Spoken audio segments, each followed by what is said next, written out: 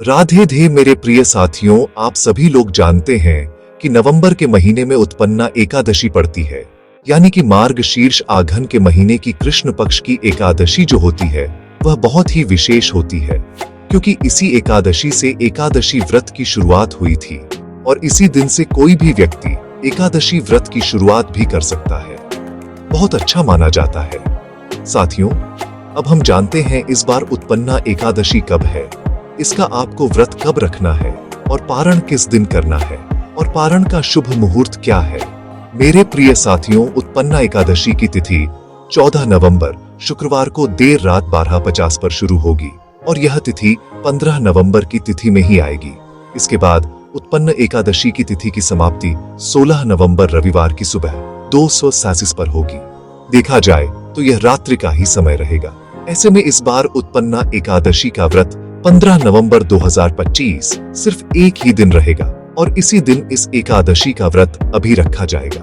इसके एक दिन पहले 14 नवंबर 2025 को दशमी तिथि के नियमों का पालन किया जाएगा। साथियों, अब हम लोग द्वादशी तिथि के बारे में भी जान लेते हैं। ये कब से लेकर कब तक रहेगी, क्योंकि इसी बीच में आपको व्रत का पारण करना रहता है। द्वादशी तिथि 16 नवंबर रविवार को सुबह 2:28 पर शुरू होगी और इसकी समाप्ति 17 नवंबर सोमवार को सुबह 4:47 पर होगी। इस हिसाब से द्वादशी तिथि 16 नवंबर रविवार के दिन मानी जाएगी। द्वादशी तिथि की शुरुआत होते ही हरिवासर का समय भी शुरू हो जाता है और इस समय व्रत नहीं खोला जाता है। साथियों, द्वादशी तिथि यानी कि 16 नवंबर 2025 रविवार के दिन हरिवासर का समय सुबह 7:10 पर समाप्त होगा और इसके बाद ही व्रत खोला जाएगा। इसी के साथ में इस बार उत्पन्ना एकादशी का व्रत खोलने को लेकर भी लोगों के मन में असमंजस की स्थिति है कि हमें इस व्रत का पारण कब करना चाहिए। अगर आप लोग इस व्रत का पारण सुबह कर रहे हैं तो आपको 16 नवंबर को सुबह 7:15 से लेकर सुबह 8:45 के बीच में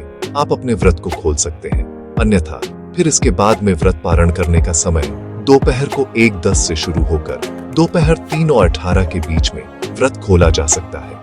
साथियों, उत्पन्ना एकादशी व्रत का पारण हमेशा शुभ मुहूर्त में ही करना चाहिए ताकि हमें हमारे व्रत का पूर्ण फल मिल सके।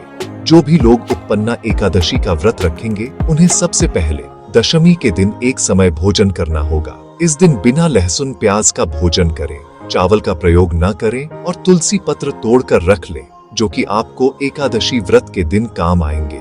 इसके बाद आप अगले दिन एकादशी व्रत को धारण करें, संकल्प लेकर व्रत की शुरुआत करें और पूरा दिन व्रत रहे। इस व्रत में फलहार कर सकते हैं, कोई परेशानी नहीं, और पानी भी पी सकते हैं और फिर अगले दिन जाकर आपको शुभ मुहूर्त में अपने व्रत का पारण करना है और इस दिन आपको चावल जरूर खाना चाहिए। मेरे प्रिय साथियों, इस तरीके से आपको इस उत्पन्न एकादशी के व्रत को रखना चाहिए।